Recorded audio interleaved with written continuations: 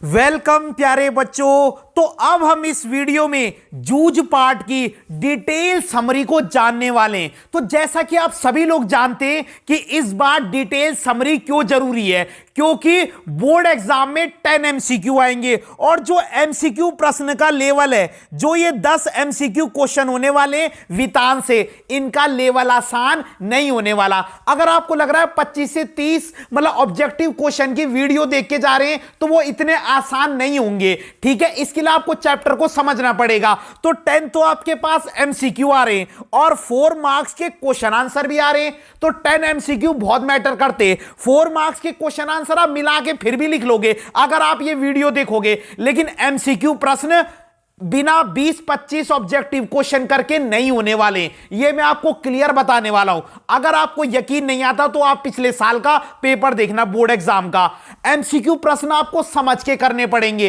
Clear हो गई बात? तो आपको इस वीडियो को बारीकी से सुनना है, मैं आपको बहुत अच्छे से समझा दूंगा, आपको क्वेश्चन आंसर भी साथ साथ हो जाएंगे। तो चलिए शुरू करते हैं। तो सबसे पहले आपको क्या याद रखना है, देखिए जूझ पाठ का मतलब क्या होता है। जूझ का मतलब क्या होता है? तो जूझ का मतलब होता है संघर्ष, जिसको आप स्ट्रगल करते हैं, है ना, जिसको हम लोग स्ट्रगल कहते हैं, हम लोग अपने जीवन में स्ट्रगल करते हैं। तो जूझ शब्द का अर्थ होता है संघर्ष। अब इस चैप्टर का नाम संघर्ष क्यों रखा, किसने करा संघर्ष? चैप्टर के राइटर का नाम है आनंद यादव। ये एक मराठी के बहुत मतलब बड़े कवि थे, ठीक है, बहुत बड़े लेखक थे कह सकते हो। तो जूझ का अर्थ होता है संघर्ष और जूझ पाठ के लेखक का नाम है आनंद यादव। दो चीज क्लियर हो गई। अब जूझ क्या है? जूझ मराठी उपन्यास झोबी, याद रखना, नॉट धोबी, झोबी। ये झोबी का हिंदी अनुवाद है। आता है ये क्वेश्चन सीबीएसई के सैंपल पेपर में भी था कि जूझ किस उपन्यास का हिंदी अनुवाद है। तो ये मराठी उपन्यास झोबी का हिंदी अनुवाद है। याद रखना है, जूझ शब्द का अर्थ होता है संघर्ष, पहला पॉइंट। दूसरा, जूझ पाठ के लेखक का क्या नाम है? आनंद यादव। तीसरा प्रश्न, जूझ पाठ किस उपन्यास का हिंदी अनुवाद है? मराठी उपन्यास झोबी का। मराठी उपन्यास झोबी का ये हिंदी अनुवाद है। और चौथा, जूझ उपन्यास जो ये पाठ है ये क्या है? ये एक आत्मकथात्मक उपन्यास है। क्या होता है आत्मकथात्मक उपन्यास? क्योंकि इसमें लेखक आनंद यादव ने आत्मकथात्मक यानी आत्मकथा से बनाई है वर्ड, मतलब इसमें लेखक ने अपने ही जीवन की बातों को बताया है, इसलिए ये एक आत्मकथात्मक उपन्यास है। क्यों है ये एक आत्मकथात्मक उपन्यास? क्योंकि इसमें लेखक आनंद यादव ने अपने संघर्ष को बताया है कि जब लेखक छोटा था ना, जब वो एक छोटा सा बच्चा था, तो उसने स्कूल जाने के लिए कितना संघर्ष किया, पाठशाला जाने के लिए कितना संघर्ष किया। आपने याद रखना है। 5 एमसीक्यू प्रश्न हो गए। जूझ वर्ड का मीनिंग क्या है? संघर्ष। जूझ के लेखक का नाम क्या है? आनंद यादव। ये किस उपन्यास का हिंदी अनुवाद है? मराठी उपन्यास झोबी का। ठीक है, और जूझ उपन्यास जो है वो क्या है? वो हिंदी की किस विधा में लिखा गया है? तो वो आत्मकथात्मक उपन्यास है। क्यों? क्योंकि इसमें लेखक ने अपने बचपन के संघर्ष को बताया है पाठशाला जाने के लिए। जो ये लेखक आनंद यादव है, जब ये छोटे बच्चे थे तो इन्होंने स्कूल जाने के लिए कितना संघर्ष किया। ये मतलब एक प्रकार से गरीब परिवार से ही थे। ठीक है, तो आप देखिए पहले लाइन में पहला एमसीक्यू आ जाता है, पाठशाला जाने के लिए मन तड़पता था। अब इसमें जो ये बातें आ रही है ये लेखक आनंद यादव के लिए आ रही है। ये जो एक प्रकार से जो ये आत्मकथात्मक उपन्यास है ये आनंद यादव के बारे में। आनंद यादव ने अपनी बचपन की बात बताई है, जब वो छोटे थे उनके साथ साथ क्या होता है, कैसे उनके पिताजी का नेचर था, कैसे उनकी माताजी का नेचर था, कैसे वो स्कूल जा पाए। ठीक है, तो पाठशाला जाने के लिए आनंद यादव का मन तड़पता था जब वो छोटे थे।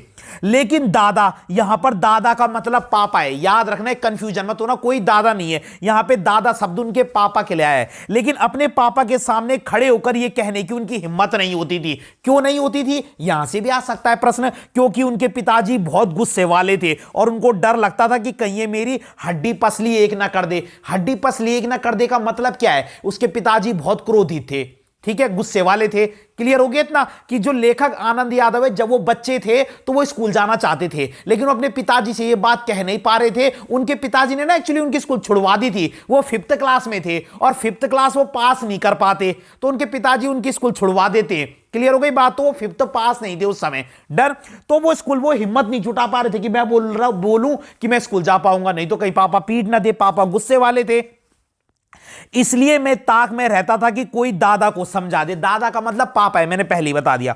अब मुझे इसका विश्वास था, बहुत इंपॉर्टेंट, मुझे इसका विश्वास था कि जन्म भर खेती में काम करते रहने पर कुछ भी हाथ नहीं आएगा। यह प्रश्न भी आ सकता है कि आनंद यादव का खेती के प्रति क्या सोच रखते थे, मतलब वो तो लेखक मानता था कि मैं जीवन भर खेती में काम करूंगा ना तो मेरे हाथ कुछ नहीं लगेगा, मतलब, और ये खेती हमको गड्ढे में ढकेल रही है, मतलब इस खेती में मेरा फ्यूचर नहीं है। ये अगर मैं खेती करूंगा तो जीवन में कुछ नहीं कर पाऊंगा, ये खेती हमको गड्ढे में ढकेल रही है, मतलब नीचे नीचे गिरा रही है। पढ़ जाऊंगा तो नौकरी लग जाएगी, 4 पैसे हाथ में रहेंगे और मैं विठोबा अण्णा की तरह कुछ धंधा कारोबार करूंगा। तो ये पढ़ लिख कर किसके जैसे बनना चाहता था, बहुत इंपॉर्टेंट है, विठोबा अण्णा की तरह। और खेती के बारे में लेखक की क्या राय थी कि खेती में काम करके मेरे हाथ कुछ नहीं आएगा और ये खेती हमको वैसे भी गड्ढे में ढकेल रही है। और वो पढ़ाई के संबंध में क्या सोचता था कि पढ़ लिख जाऊंगा तो मेरे हाथ में 4 पैसे रहेंगे और विठोबा अण्णा की तरह मैं कारोबार कर पाऊंगा। तो वो विठोबा अण्णा की तरह बनना चाहता था। अगला पैराग्राफ बहुत इंपॉर्टेंट है, यहां से बहुत प्रश्न आते हैं। देखो अब क्या होता था, जैसे दिवाली का महीना चले जाता था ना, तो दिवाली बीत जाने पर महीना भर, दिवाली बीत जाने के बाद उनको 1 महीना ना वो ईख पैरने का कोलू चला। क्या होता है ईख पैरने का कोलू? गन्ने से गुड़ निकालने की जो प्रोसेस होती है उसके लिए मशीन लगती है, तो उसको क्या है, ईख माने होता है गन्ना। तो ये लोग ना गुड़ बनाने का काम करते थे। तो जैसे दिवाली बीत जाती थी ना, उसका महीना भर इनका ये काम चलता था। याद रखना, दिवाली बीत जाने के महीना भर उनका ईख पेरने का कोलू चलता था। ये गुड़ बनाने की प्रोसेस है गन्ने से। कोलू जरा जल्दी शुरू किया तो दादा की समझ से ईख की अच्छी खासी कीमत मिल जाएगी। अब इसके पिताजी की सोच समझो। इसके पिताजी पता क्या करते थे, ये ईख पैरने का कोलू ना जल्दी शुरू कर देते थे। गांव के और किसान ये काम ही शुरू नहीं करते थे और इसके पिताजी शुरू करते थे। पता क्यों? क्योंकि इसके पिताजी की सोच पता क्या थी कि अगर हमारा गुड़ मार्केट में जल्दी आ जाएगा ना तो हमको ज्यादा कीमत मिलेगी, चाहे वो गुड़ की क्वालिटी खराब ही क्यों ना। आप समझो मेरी बात को। इसके पिताजी पता क्या करते थे, गन्ने को ना पकने नहीं देते थे और कच्चा ही गन्ना निकाल लेते थे। अब जब कच्चा गन्ना निकालते तो उसमें पानी ज्यादा होता है, रस कम होता है, तो उस गुड़ में टेस्ट नहीं होता, ठीक है। लेकिन इसके पिताजी के लिए भाव ज्यादा मैटर करता है, तो इसलिए इसके पिताजी चाहते थे कि हमारे गुड़ की चाहे क्वालिटी कैसी भी हो वो मार्केट में जल्दी आ जाए। अब मेरी बात समझो, जब मार्केट में नए नए आम आते हैं ना तो उनमें इतना टेस्ट नहीं होता, लेकिन उनकी कीमत कितनी ज्यादा होती है, 200 रुपए किलो, 150 रुपए किलो। और जब आम में टेस्ट होता है तब जी वो सस्ते हो जाते हैं। तो कहने का मतलब है इसके पिताजी की यही सोच थी कि अगर हमारा गुड़ मार्केट में जल्दी आ जाएगा तो चाहे उसकी क्वालिटी कैसी भी हो हमको ज्यादा दाम मिलेंगे, क्योंकि उस समय बाजार में किसी और का गुड़ नहीं आया होगा। तो इसके पिताजी के लिए ना मतलब वो मैटर करती थी, ज्यादा भाव मैटर करता था, कीमत ज्यादा मैटर करती थी, क्वालिटी मैटर नहीं करती थी, ठीक है। तो अब सुनो, तो इनके पिताजी का मैंने सोच बता दी कि वो क्या चाहते थे। तो वो ना ईख पैरने का कोलू जल्दी शुरू करते थे। और क्या होता था उस समय नंबर 1 और नंबर 2 का गुड़ बहुत आता था, और हमारे जैसे खेतों पर ही बनाए गए नंबर 3 के गुड़ को कौन पूछता। तो ये यही करना चाहते हैं, इसीलिए तो ये अपना गुड़ पहले ले आते हैं, क्योंकि उस समय मार्केट में नंबर 1 और नंबर 2 का गुड़ नहीं आया होता, क्योंकि वो अच्छी क्वालिटी का होता है। तो वो तब होता है जब गन्ना पूरा पक जाता है, तो और किसान अपने मार्केट में गुड़ नहीं लाते थे। और इसके पिताजी जल्दी जल्दी ईख पैरने का कोलू स्टार्ट कर देते थे और कच्चा ही गुड़ से, मतलब एक प्रकार से नंबर 3rd क्वालिटी का गुड़ बना देते थे, क्योंकि इसके पिताजी के लिए यह मैटर करता था कि बस मुझे भाव ज्यादा मिल जाए। अब मार्केट में कोई कंपटीशन नहीं है, चाहे बाद में अच्छा भी गुड़ आएगा तो क्या होगा। तो कहने का मतलब इसके पिताजी के लिए भाव मैटर करता था। याद रखना, देखो बाकी के किसान दूसरे ढंग से सोचते थे। उनका मानना था कि यदि गन्ने को कुछ और दिन खेत में खड़े रहने दिया जाए तो गुड़ जरा ज्यादा निकलता है। देर तक गन्ना अगर खड़ा रहेगा तो उसमें क्या होता है, पानी की मात्रा कम होती है और रस गाढ़ा हो जाता है, जिसके कारण ज्यादा गुड़ निकलता है। लेकिन पापा की समझ से गुड़ ज्यादा निकलने की अपेक्षा भाव ज्यादा मिलना चाहिए। समझो, अगर गन्ना ना, और किसान पता क्या सोचते थे कि गन्ने को देर तक रखते हैं, देर तक रखेंगे तो रस गाढ़ा होगा जिससे गुड़ ज्यादा बनेगा। लेकिन इसके पिताजी के लिए ना ये मैटर नहीं करता था कि गुड़ ज्यादा बने। इसके पिताजी कच्चा ही गन्ना तोड़ देते थे जिसमें कम रस होता था, पानी ज्यादा। तो क्या होता था इसके पिताजी के लिए, देखो क्या कह रहे हो, गुड़ ज्यादा निकलने की अपेक्षा भाव ज्यादा मिलना चाहिए। यह प्रश्न आता है कई बार कि लेखक के पिताजी इसलिए जल्दी ईख पेरने का कोलू चलाते थे क्योंकि उनके लिए गुड़ निकलने से ज्यादा भाव मैटर करता था। गुड़ निकलने से ज्यादा भाव मैटर करता था, याद रखना। इसलिए गांव भर में हमारा कोलू सबसे पहले शुरू होता था। ये गन्ना निकालने से, गन्ने से गुड़ निकालने की प्रोसेस ये सबसे जल्दी शुरू करते थे। क्यों? क्योंकि इनका गुड़ थर्ड क्वालिटी का होता था और ये चाहते थे कि हमारा गुड़ जल्दी निकल जाए। इनको गुड़ ज्यादा निकलना मैटर नहीं करता था कि गुड़ ज्यादा बने, वो मैटर नहीं करता, भाव ज्यादा मिलने चाहिए। चाहे गुड़ की क्वालिटी कैसी भी हो, बस वो जल्दी से मार्केट में आ जाए, तब लोगों को खरीदना ही पड़ेगा। अब आगे देखो, उसके बाद क्या होता है। अब एक बार क्या होता है, सभी जन धूप में लेटे हुए थे। मां धूप में कंडे थाप रही थी। कंडे कहते हैं गुपलों को, जो गाय के गोबर से नहीं बनते, तब वो जलाने के काम आते हैं। तो इसकी मां कंडे थाप रही थी और मैं बाल्टी में पानी भर भर कर दे रहा था। तो क्या होता है, अब इनके बीच कुछ ना कुछ बातें चल रही थी। तो इसने सोचा क्यों ना मैं पढ़ने की बात अपनी मां से कहूं। इसकी मां सपोर्टिव थी, पापा तो गुस्से वाले थे तो डर के मारे नहीं कह रहा। तो इसने कहा मैं अपनी मां से कहता हूं ये बात। अब एक और चीज बताता हूं, इसकी मां ने इसको 7th क्लास तक पढ़ाना चाहती थी। एटलीस्ट इसकी मां की इच्छा थी कि मेरा बेटा 7वीं क्लास तक पढ़े। अब 5वीं में इसकी पढ़ाई अभी छूट गई है। अब देखो आगे, यहां से भी क्वेश्चन आता है। तो इसने अपनी मां से सारी बात कही। तो मां ने कहा अब तू ही बता मैं क्या करूं। अगर पढ़ने लिखने की बात करूं ना तो तेरा पिताजी बरहेला सुअर की तरह गुर्राता है। यह भी बहुत इंपॉर्टेंट है कि लेखिका ने, वो लेखक की मां ने उसके पिताजी की तुलना, यानी अपने पति की तुलना किससे की है? बरहेला सुअर। अब लेखक की मां भी कह रही है कि बता मैं क्या करूं, तेरे पिताजी से अगर पढ़ने की बात करूंगी ना तो वो गुस्से वाले हैं। बरहेला सुअर, जंगली सुअर, पागल सुअर की तरह गुर्राते हैं, तुझे मालूम है ना। और मां के मन में जंगली सुअर बहुत गहराई से बैठा हुआ है, यानी कि उसके पति का गुस्सा। तो जंगली सुअर मतलब, ठीक है। अब आगे देखो, अब मल्ला खेती के सभी काम बीत गए। तो मल्ला शब्द खेती के लिए आया है, मराठी में कहते हैं मल्ला खेती को। तो कह रहे अब मल्ला के सभी, मतलब खेती के सभी काम बीत गए, तो मेरे लिए तो अब कुछ करना भी नहीं रह गया। क्योंकि इसके पिताजी ने इसलिए तो इसकी पढ़ाई छुड़वाई कि ये खेत में काम करता रहे और मैं आवारा घूमता रहूं।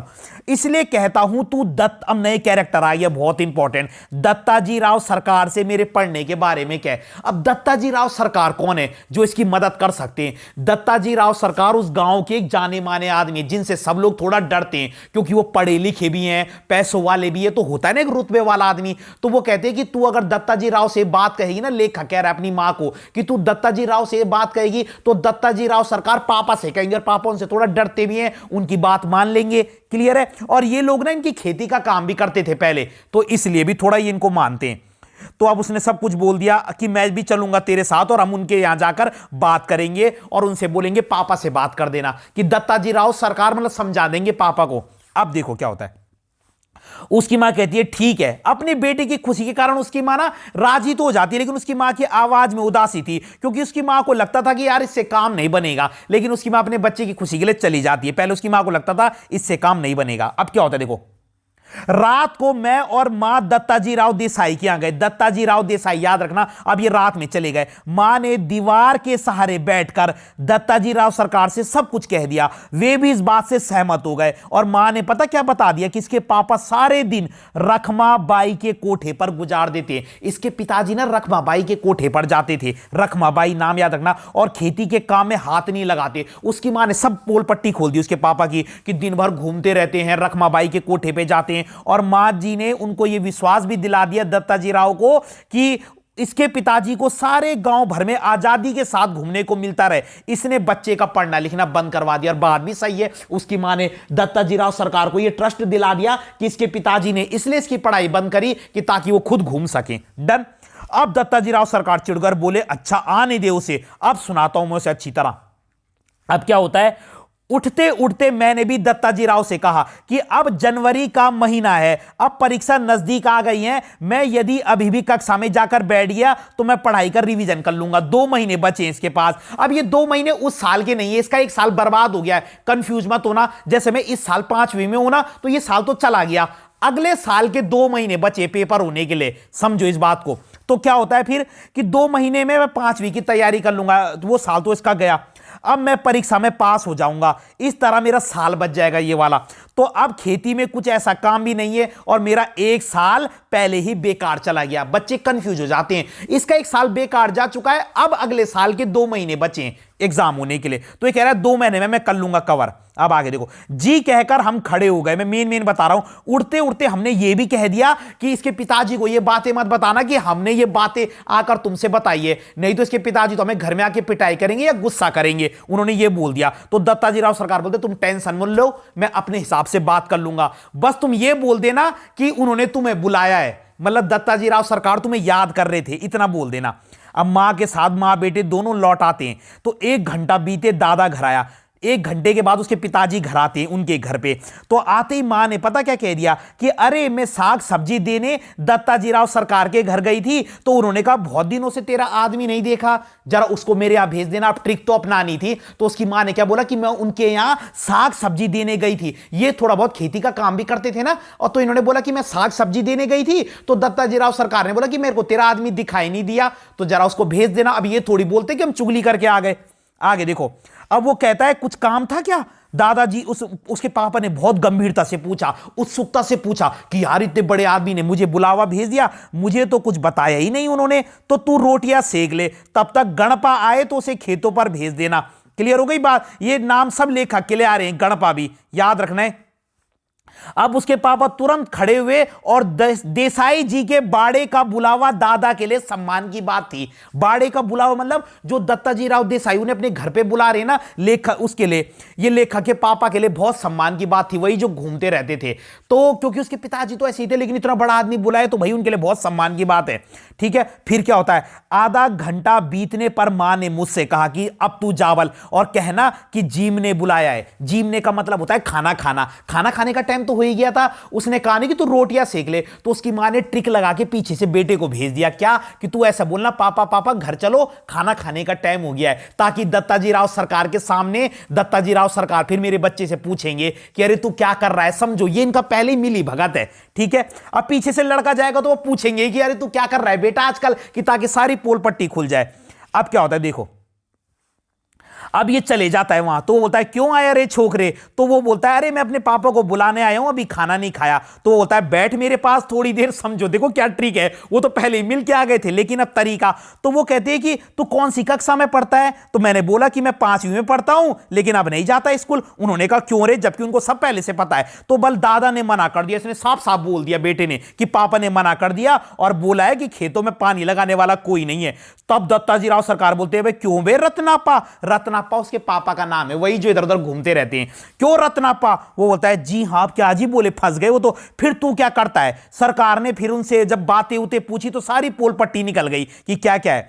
अब उन्होंने बोला, क्या बोला उन्होंने कि क्या है कि खुद तो तू गांव भर में खुले सांड की तरह घूमता है। याद रखना ये भी बोला था दत्ताजी राव सरकार उसके पापा को, बोले कि खुद तो तू खुला सांड की तरह घूमता है और अपने बच्चे को खेत में लगा रखा है तूने, उसे स्कूल नहीं भेज रहा है। अब क्या होता है देखो, अब दत्ताजी राव सरकार के हर एक तर्क को, ठीक है, दत्ताजी राव, अब जो उसके पापा जो है उसके पापा अपने तर्क दे रहे हैं, दत्ताजी राव सरकार अपने तर्क दे रहे हैं, दोनों अपने अपने तर्क दे रहे हैं, एक दूसरे के तर्कों को काट रहे हैं। अब जो दादा बहाने मिला रहा है, दादा माने उसके पापा कुछ ना कुछ कह ही रहा होगा, अरे ये ऐसा करता है वैसा करता है, तो दत्ताजी राव सरकार उसकी हर बात को काट दे रहे हैं। वो कह रहे कि सवेरे से तू पाठशाला जा, बच्चे को कह रहे कि सवेरे से तू पाठशाला जा, अगर कुछ भी हो पूरी फीस दे दे उस मास्टर की और मन लगाकर पढ़ाई कर, और तेरा ये साल बर्बाद नहीं होना चाहिए, इसका ध्यान रख।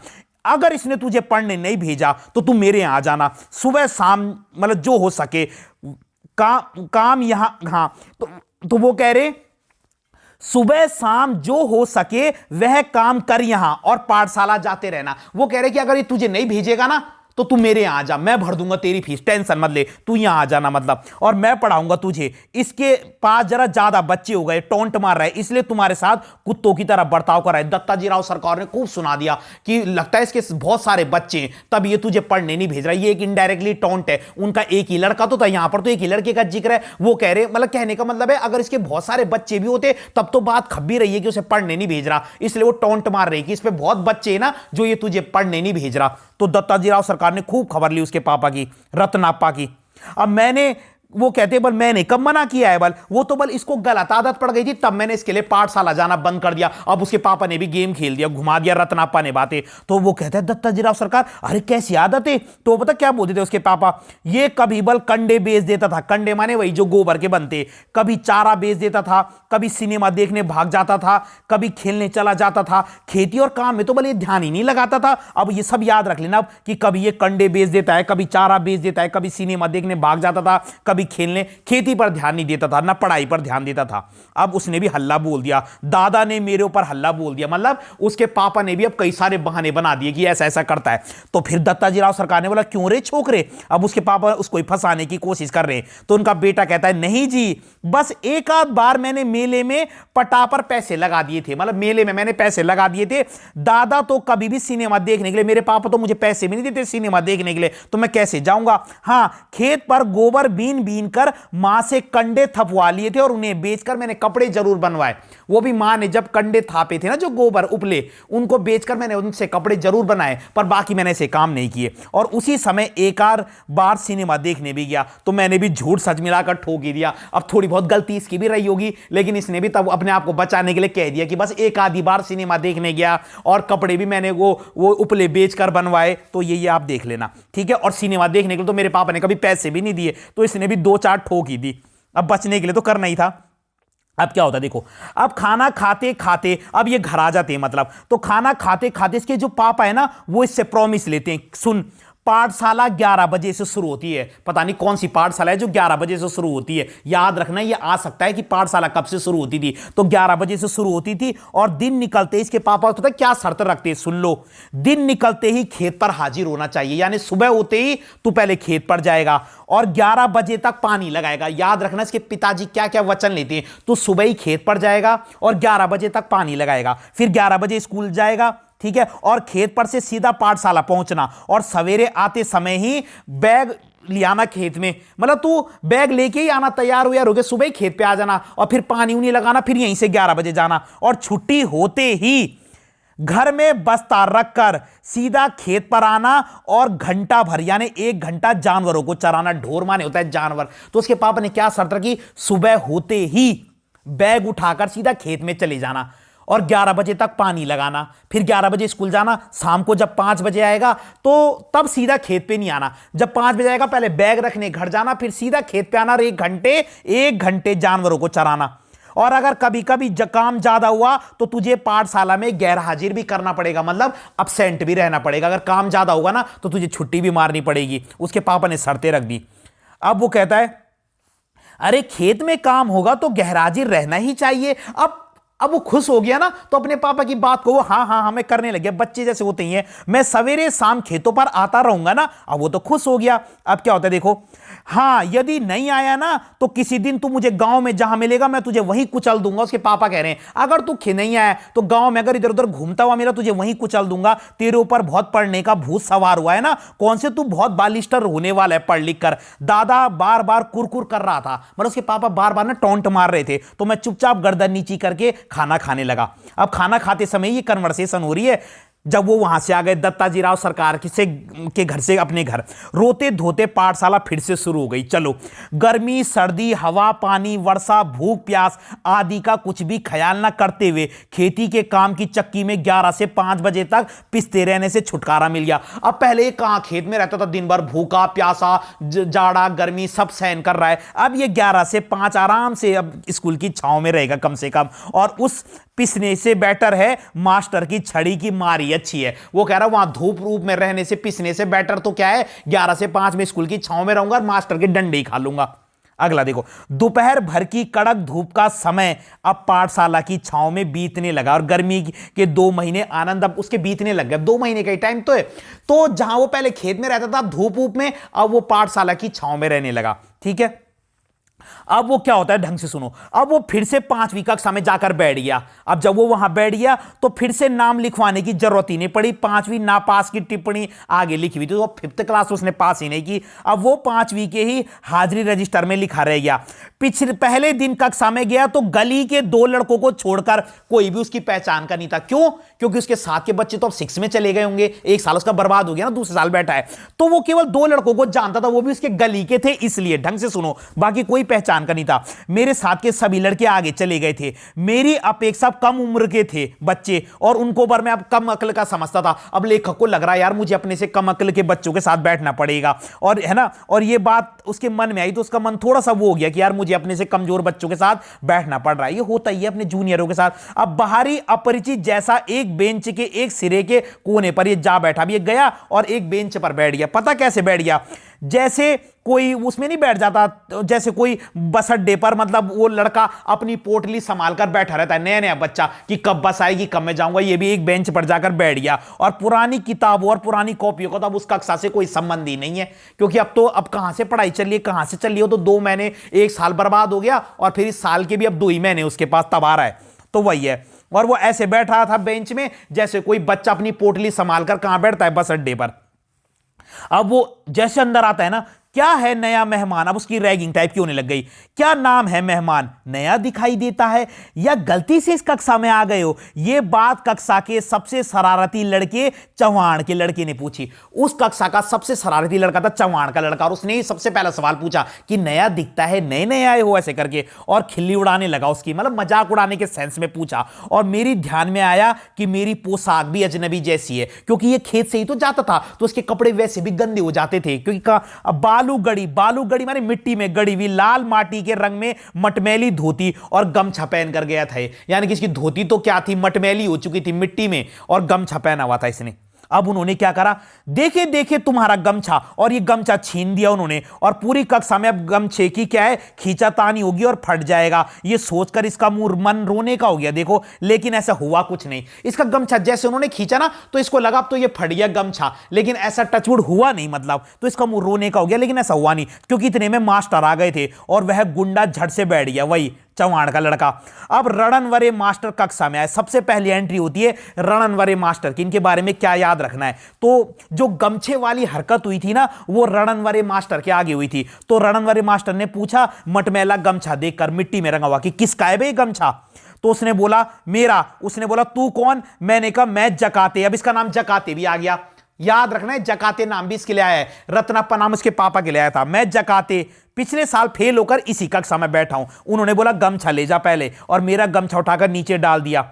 ठीक है, अब वो बता देता है मैंने नहीं रखा मास्टर जी, ये इस लड़के ने छीन लिया। तब मास्टर जी बोलते ये चौहान का लड़का बिना बात के उठापटक करता है। ठीक है, और ये कहकर उस लड़के की ओर चले गए। अब मास्टर जी ने मेरे बारे में पूछते ही हैं, और वामन पंडित की कविता पढ़ाने लगे। इतना ही आया है। रणनवरे मास्टर के सामने ही वो गमछे वाला केस हुआ, और उन्होंने वामन पंडित की कविता पढ़ाई। ये कोई राइटर रहे होंगे, याद रखना है, रणनवरे मास्टर। फिर क्या होता है देखो, अब बीच की छुट्टी में मेरी धोती की, जो धोती का सिरा होता है ना, कांच मान होता है, धोती का जो कोना होता है, उस लड़के ने फिर 2 बार खींचने की कोशिश की, लेकिन मैं दीवार की तरफ पीट करके जा बैठा। कवर कर लिया ना इसने, वो खींच रहे थे बार बार। घर जाते सोच रहा था, क्या सोच रहा था, कि लड़के मेरी खिल्ली उड़ाते, मेरी धोती खींचते, मेरा गमछा खींचते, मैं पाठशाला नहीं जाऊंगा। अब इसका मोटिवेशन डिमोटिवेशन में बदल गया। क्यों? लड़कों ने इसको परेशान करना शुरू कर दिया। तो पाठशाला जाकर इसने सब प्रॉब्लम फेस करी। ये क्वेश्चन आ सकता है। और चुपचाप काम करते रहो। गली के 2 ही लड़के हैं कक्षा में, वो भी मुझसे कमजोर हैं। ये सोच रहा है अपने मन में कि क्या वहां पहचान का भी कोई नहीं है, ये अब क्या हो, इसका मन उदास हो गया। अब एक और चीज है, 4वीं से 5वीं तक कक्षा अपनी लगती थी। पहले वाले में 4वीं से 5वीं तक वो कक्षा अपनी लगती थी। उस समय 7 के बच्चे थे ना, अब एकदम वो पढ़ाई सी लग रही है। याद रखना है, 4वीं से 5वीं तक। अब अगले दिन सवेरा हुआ, मैं फिर उमंग में आ गया। होता ही है ना, एक दिन उसको दुख हुआ, पहला दिन था नहीं हुआ अच्छा, अगले दिन फिर से वो एक्साइटेड हो गया। फिर से पाठशाला चला गया, और मां के पीछे पड़कर एक नई टोपी और 2 नाड़ी वाली चड्डी मैल खाओ रंग की 8 दिन में मंगवा ली। अब इसकी मां इसके लिए 8 दिन के अंदर अंदर एक नई टोपी ले आई, और 2 नाड़ी वाली मैल खाओ रंग की। मैल खाओ माने जैसे जिसमें पता नहीं चलता, अगर कुछ मिट्टी के रंग वाली नहीं होती, ब्राउन ब्राउन से टाइप की, अगर उसमें मिट्टी लग भी गई तो उस कलर का इतना पता नहीं चलता। तो मैल खाऊ रंग की, मतलब इसने क्या कर दी, 2 नाड़े वाली चड्डी मंगा दी मैल खाऊ रंग की, और एक नई टोपी अपने लिए 8 दिन के अंदर, याद रखना है, और पहनकर पाठशाला चला गया है, और धोती पहनकर ये खेत में जाने लगा। अब धीरे धीरे लड़कों से इसका परिचय बढ़ने लग गया। अब एक और मास्टर आ गए दूसरे, ये भी बहुत इंपॉर्टेंट है, मंत्री मास्टर। ढंग से सुनो, इनके बारे में बताता हूं। ये उनके गणित के टीचर थे। मंत्री मास्टर उनके क्लास टीचर भी थे, कक्षा अध्यापक। याद रखना, रणनवरे मास्टर के बारे में तो ये याद रखना है कि गमछा वाला केस उनके सामने हुआ, वो सबसे पहले क्लास में आए थे और उन्होंने वामन पंडित की कविता पढ़ाई। दूसरे मास्टर है मंत्री मास्टर, ये उनके क्लास टीचर भी थे और मैथ्स पढ़ाते थे, और ये छड़ी से नहीं मारते थे, ये बच्चों की गर्दन पकड़कर सीधा पीठ पर घुसा मारते थे। ये भी प्रश्न आ सकता है। मंत्री मास्टर मैथ्स वाले थे, छड़ी से नहीं मारते थे, गर्दन पकड़कर सीधा घुसा मारते थे, और लड़कों में उनकी बहुत दहशत थी, लड़के उनसे डरते थे। लेकिन उनकी अच्छी आदत भी थी, जो बच्चा अच्छा काम करता था ना, वो उसको शाबाशी भी देते थे। और मंत्री मास्टर गणित पढ़ाते थे, अगर सवाल गलत हो जाता तो वो अपने पास आकर बुलाकर समझाते थे, तो अच्छी आदत भी है। शैतान लड़कों को वो डांटते थे, मारते थे, ठीक है। और बच्चे, मतलब अगर किसी बच्चे ने कोई गलती कर दी ना तो उसको वहीं ठोक देते थे, इसलिए सभी का उनसे पसीना छूटता था, और घर से सब तैयारी करके आते थे। मैथ्स के टीचर थे, ये याद रखना इनके बारे में। अब एक और इंपॉर्टेंट चीज है उनकी, ये पिछली बार ये क्वेश्चन आया था। उनकी क्लास में सबसे होशियार लड़का था वसंत पाटिल, सबसे इंटेलिजेंट। ये लड़का शरीर से दुबला पतला था और होशियार था। याद रखना है, वसंत पाटिल शरीर से दुबला पतला था, होशियार था, उसके सवाल हमेशा सही निकलते थे, स्वभाव से शांत था, पढ़ने में लगा रहता था, घर से पूरी तैयारी करके आता था, दूसरों के सवालों की जांच भी करता था। अब होते ना टीचर उसी को कह देते थे कि जरा वसंत सबकी कॉपी चेक कर ले। मास्टर ने उसे कक्षा का मॉनिटर भी बना दिया था, और वो पहली बेंच पर भी बैठता था, इसलिए कक्षा में उसका बहुत सम्मान भी था। अब मॉनिटर है, सब इक्वालिटी है उसमें, तो उसका बहुत सम्मान था। मुझे यह लड़का उम्र में मुझसे छोटा लगता था, मैं उससे ही पहली 5वीं कक्षा में पहुंच गया था, लेकिन मैं गलती से पिछड़ गया हूं, इसलिए मुझे मॉनिटरी मिलनी चाहिए। अब इसके मन में एक सवाल आ गया, सुनो, कि मैं कक्षा का मॉनिटर होना चाहिए क्योंकि मैं इनसे सीनियर हूं, देखूंगा। तो फिर मुझे लगने लगा कि यार मैंने 2 महीने में अपनी पढ़ाई पूरी करनी है, कक्षा में दंगा करना, पढ़ाई की उपेक्षा करना मेरे लिए सही नहीं है। तो फिर इसने कुछ नहीं कहा, मतलब इसको पहले इसके माइंड में आया कि यार मॉनिटर मैं डिजर्व करता हूं। फिर इसने बोला छोड़ो यार, 2 महीने मुझे पढ़ाई करनी है, दंगा दूंगा बेकार की चीजें।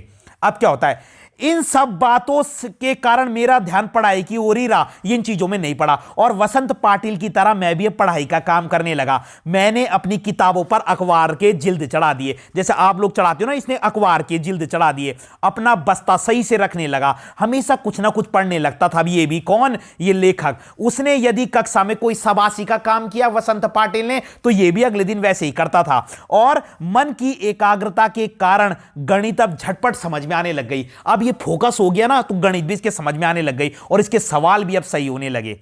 अब कभी कभी वसंत पाटिल के साथ एक तरफ से मैं भी सवालों की जांच करने लगा। अब एक तरफ से वो कर रहा है, एक तरफ से ये कर रहा है, और इसके कारण ही मेरी और वसंत पाटिल की दोस्ती जम गई, और एक दूसरे की सहायता से हम कक्षा में अनेक काम करने लगे। देखो इसका जीवन थोड़ा बदलने लगा। मास्टर मुझे आनंदा कहकर बुलाने लगे। मुझे पहली बार किसी ने आनंदा कहकर पुकारा, आनंद यादव था इसका नाम, तो इसको पहली बार बल मास्टर जी ने बोला आनंदा। और कभी कभी इसकी मां इसे बुलाती थी, तो बेसिकली इसकी मां भी इसको आनंदा कहती थी, लेकिन कभी कभी कहती थी, प्रॉपर मास्टर कहने लगे इसको आनंदा। और मास्टरों के इस अपनेपन के कारण और वसंत की दोस्ती के कारण पाठशाला में मेरा विश्वास बढ़ा। तो आ सकता है पाठशाला में लेखक का विश्वास कैसे बढ़ गया, मास्टरों के अपनेपन के कारण, वसंत की दोस्ती के कारण, उपरोक्त दोनों या इनमें से कोई नहीं। तो आंसर होगा उपरोक्त दोनों। ऐसे पढ़ने। अगला देखो, अब सबसे इंपॉर्टेंट प्रश्न है, अब वो टीचर आ गए जिसके कारण ये लेखक बन पाया, जिसने इनको सबसे ज्यादा मोटिवेट किया आनंद यादव को। देखो, वो थे इनके मराठी के अध्यापक, मराठी पढ़ाते थे, और उनका नाम था सौंद लगेकर। आपने इतना याद रखना है, सौंद लगेकर इनके मराठी के अध्यापक थे। और वो पता कैसे पढ़ाते थे, क्वेश्चन है ये कि मतलब उनके अध्यापन की विशेषताएं बताए, किनके, मराठी के अध्यापक सौंद लगेकर की, उनके पढ़ाने की क्या टेक्निक थी। तो आपने कुछ कुछ याद रखना है। देखो, पढ़ाते समय वो स्वयं भी खो जाते थे, नहीं होता, बिल्कुल डूब जाते थे, ठीक है। विशेषता, वे कविता बहुत अच्छे ढंग से पढ़ाते थे, उनका सुरीला गला था, छंद की बढ़िया चाल और उसके साथ रसिकता, मतलब वो बड़े प्यार से गाते थे कविता, बिल्कुल अभिनय करके, एक्टिंग करके। और उनके पास नई पुरानी मराठी कविताओं के साथ साथ उनको अंग्रेजी की कविताएं भी याद रहती थी। याद रखना, ये मराठी के अध्यापक थे, पोएट्री बहुत अच्छी सुनाते थे, पढ़ते हुए खो जाते थे, सुरीला गला था, इनको अंग्रेजी की कविताएं भी याद थी, याद रखना ये। और ये छंद, तय, लय, गति, लय, गति, छंद, ये सब पोएट्री में होता है कि छंद, लय, गति के साथ पोयम पढ़ते थे।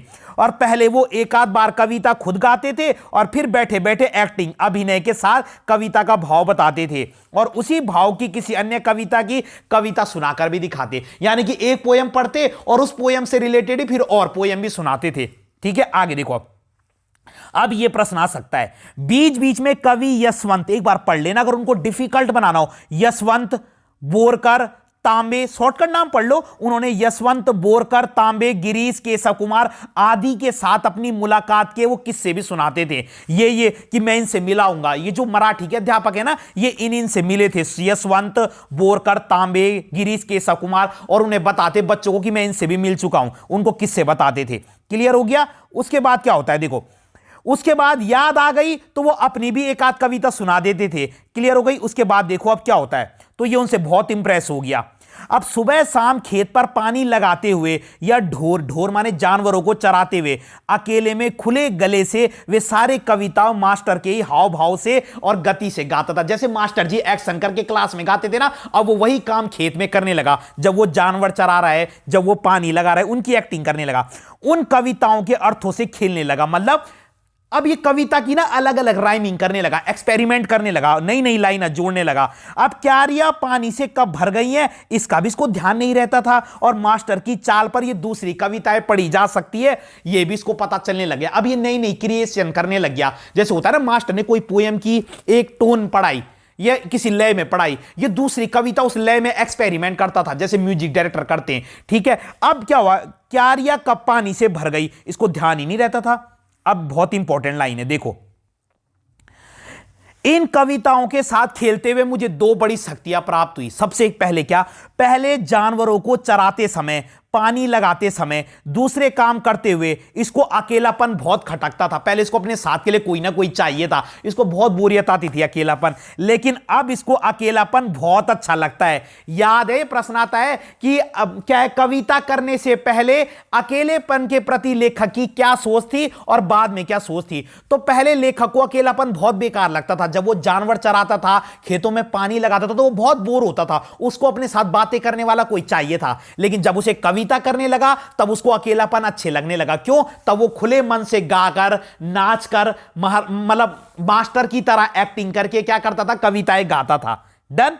अब उसको अकेलापन अच्छा लगने लगा। अब वो ऊंची आवाज में गा रहा है, नाच रहा है, कोई देखने वाला ही नहीं है, उसके लिए फायदा हो गया। मैं सचमुच ही नाचने लगता था। मैंने अनेक कविताओं को अब खुद की चाल से गाना शुरू कर दिया। अब ये एक्सपेरिमेंट करने लगा। एक लाइन बहुत इंपॉर्टेंट है, अनंत काणेकर की कविता, एक राइटर है अनंत काणेकर, उनकी एक कविता थी चांद रात पसरीते। बस आप चांद रात याद रखो, पूरी मत याद रखो। तो अनंत काणेकर की एक कविता थी चांद रात नाम से, इसने उसे मास्टर की चाल से अलग अपनी चाल में गाया। आ सकता है कौन सी कविता को इसने मास्टर की चाल से अलग अपनी चाल में गाया। तो अनंत काणेकर की कविता थी चांद रात। बस आपने इतना बहुत है, अनंत काणेकर चांद रात, उसको इसने अपने छंद में गाया और वह गाना केशव करणी जाति नामक छंद में था।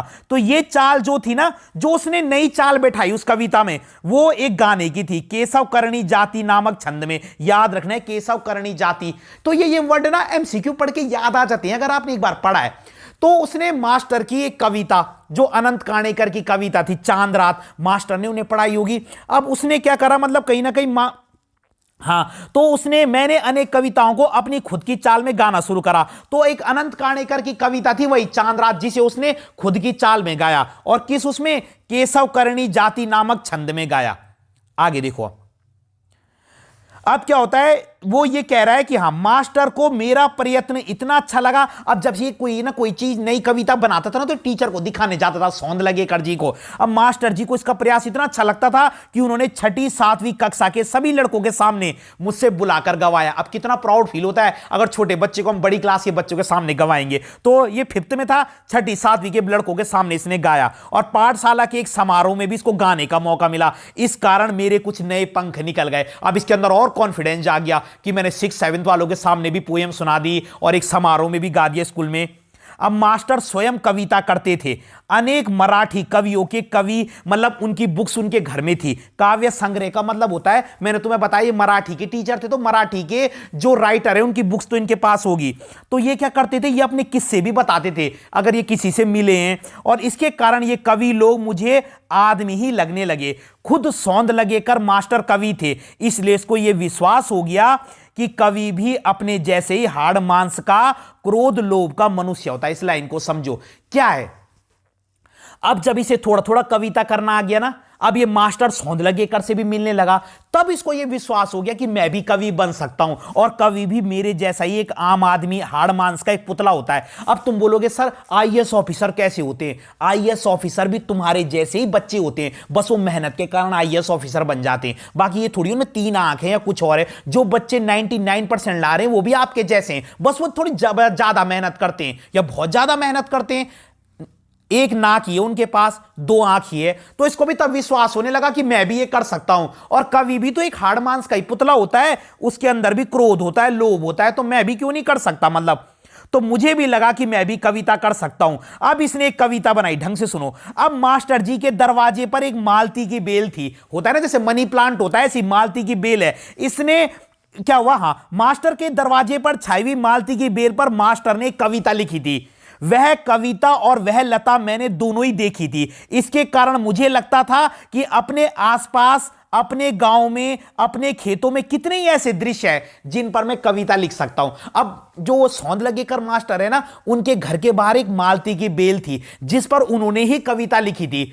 अब इसने वो कविता भी पढ़ी थी और मालती की बेल भी देखी थी, तो इसने इमेजिन कर लिया। अब होता है कि मास्टर जी ने कैसी कविता लिखी है, इसने उसको भी देखा था मालती की बेल को। तब इसने जब ये खेत में जाता था ना, तो ये अपने चारों तरफ फूल देखता था, खेत हरियाली देखता था अपने गांव में, अपने खेतों में। तो इसने बोला मैं भी तो इन चीजों पर कविताएं बना सकता हूं। और ये सब कुछ अनजाने में ही होता रहता था। अब क्या होता था, एक और चीज है, भैंस चराते चराते मैं फसलों पर, भैंस चराते चराते मैं फसलों पर, ठीक है, जंगली फूलों पर क्या करने लगा, कविताएं करने लगा। ये पेज थोड़ा वो हो गया, चलो कोई दिक्कत नहीं। देखो तो मैंने क्या बताया, जब मालती की बेल पर मास्टर जी ने कविता बनाई तो इसने वो कविता भी पढ़ी और मालती की बेल को भी इसने देखा था। तो इसने कहा मैं भी क्यों नहीं बना सकता अपने आसपास की चीजों पर। तब इसने क्या करा, फसलों पर, जंगली फूलों पर ये तुकबंदी करने लगा। तुकबंदी का मतलब होता है राइमिंग, जैसे हम पोएट्री में करते हैं। तो भैंस चराते चराते ये फसलों पर, जंगली फूलों पर तुकबंदी करने लगा, ठीक है, और अपने आसपास की चीजों पर क्या है, कविताएं लिखने लगा। याद रखना है, उन्हें जोर से गुनगुनाता भी था और मास्टर को दिखाने भी जाने लगा। अब कविता लिखने के लिए ना ये अपने पॉकेट में, खीसा माने अपने पॉकेट में, कागज और पेंसिल भी रखने लगा, कागज पेंसिल। और कभी अगर यह चीज नहीं होती तो लकड़ी के छोटे से टुकड़े पर भैंस की पीठ पर रेखा खींचकर लिखता और पत्थर की शिला पर कंकड़ से लिखता। समझो, तो पहले तो ये जेब में ना कागज पेंसिल रखता था। अगर कागज पेंसिल नहीं है ना, तो ये क्या कर रहा है, सुनो, ये तो पत्थर की शिला पर कंकड़ से लिख रहा है। यानी पत्थर के जो बड़े बड़े टुकड़े होते हैं ना, या तो उन पे पत्थर से ही लिखता, और या भैंस की पीठ पर लकड़ी के छोटे टुकड़े से। तो 2 ऑप्शन करता था। अगर इस पे जो है कागज पेंसिल नहीं है, तो ये भैंस की पीठ पर लकड़ी के टुकड़े से लिख रहा है, और पत्थर की शिला पर पत्थर के टुकड़े से लिख रहा है। और जब ये कविता इसको याद हो जाती थी तो उसे पोंछ देता था, ठीक है, जब याद हो गई, कंठस्थ का माने याद हो जाती थी। फिर किसी रविवार के दिन अगर एक आध कविता बन जाती तो सोमवार के दिन मास्टर को दिखा देता। अगर रविवार के दिन इसने कोई नई पोएम बना दी ना, तो ये मंडे के दिन दिखाने चले जाता था। लेकिन कई बार तो ऐसा होता कि सवेरा होने से पहले इसका धीरज छूट जाता और ये रात को ही मास्टर के घर पहुंच जाता, यानी संडे के दिन ही रात को। ये संडे के दिन अगर कविता बन जाती थी ना तो मंडे के दिन दिखाता था, लेकिन कई बार ऐसा होता था कि इसका पेशेंस लेवल टूट जाता था तो संडे के दिन ही रात में पहुंच जाता था कि देखो मास्टर जी मैंने कविता बनाई है। वे उसे देखते और शाबाशी देते, इसलिए ही सौंदलगेकर मास्टर इसके बहुत क्लोज हो गए और ये उनसे बहुत प्रभावित हुआ। फिर कभी कभी तो कविता के शास्त्र पर पूरी महफिल हो जाती, फिर ये भी कुछ कविता बोलता, मास्टर जी भी कुछ बोलते और मास्टर जी इसको बताते कि कवि की भाषा कैसी होनी चाहिए, संस्कृत भाषा का उपयोग कविता के लिए कैसे करना चाहिए। ये याद रखना मास्टर जी इसको क्या क्या बताते थे कि एक कवि की भाषा कैसी होनी चाहिए, संस्कृत शब्दों का प्रयोग कैसे करना है, छंद कैसे पहचानना है, लय कैसी होनी चाहिए, अलंकार कैसे प्रयोग करने, ठीक है, और शुद्ध लेखन कैसे लिखना है, शुद्ध लेखन के क्या नियम है, बेसिक बातें बताते थे। डन। और फिर इसको क्या है, अनेक सारे कविताओं के वो भी देते, बुक्स भी देते थे। देखो इसको अनेक कविता संग्रह देते। कविता संग्रह माने क्योंकि मास्टर जी के पास तो बहुत सारी बुक थी तो इनको कई सारे कविता संग्रह देते पढ़ने के लिए। उन्होंने कई नई तरह की कविताएं सुनाई तो लगा कि मैं भी इस पर कविता बनाऊं, इस पैटर्न पर। फिर तो सारे दिन बस क्या है, मैं उस दशा में ही मेरी कोशिश चलती, मतलब ये दिन भर वही कोशिश करता, फिर वही कविता बनाने की नई नई। क्लियर हो गया। और इन बातों से मैं सौंदलगेकर मास्टर के बहुत नजदीक पहुंच गया और जाने अनजाने में मेरी मराठी भी सुधरने लगी, क्योंकि अब ये बहुत कन्वर्सेशन कर रहा है तो इसकी मराठी भी अच्छी होने लग गई। वो मराठी के टीचर थे, भले उनको अंग्रेजी की कविताएं भी याद थी। उसे लिखते समय मैं बहुत सचेत रहने लगा। अब इसे अलंकार, छंद, लय आदि को सूक्ष्मता से देखने लगा। अब जब ये कविता कर रहा है ना तो अलंकार, छंद, लय इनको बारीकी से देख रहा है और शब्दों का नशा ऐसे चढ़ने लगा कि लगने लगा कि मन में कोई बाजा बज रहा है। अब इसके मन में ना मतलब कुछ ना कुछ नए शब्द ही याद आ रहे थे इसको बस, और मराठी के अध्यापक ने इसकी पूरी जीवन बदल दी। तो आपने देखा कैसे इसने संघर्ष करा कि मराठी के अध्यापक ने किस प्रकार इसकी मदद की, इनको क्या क्या मुसीबत आती थी, दत्ताजी राव की ने इसकी कैसे मदद की, दत्ताजी राव की क्या सोच थी पढ़ाई के लिए, लेखक की क्या सोच थी, उसके पिताजी की क्या सोच थी, मां का क्या कंट्रीब्यूशन था। तो हम सारे प्रश्न उत्तर भी आप कर लोगे और एमसीक्यू भी कर लोगे। क्लियर है। तो अगर अब आपको वीडियो पसंद आई हो तो लाइक कीजिएगा, कमेंट कीजिएगा, और अगर आपका कोई सवाल है तो कमेंट बॉक्स में जरूर पूछिएगा और कल हम तीसरे चैप्टर की वीडियो भी आपके सामने प्रस्तुत कर देंगे। धन्यवाद।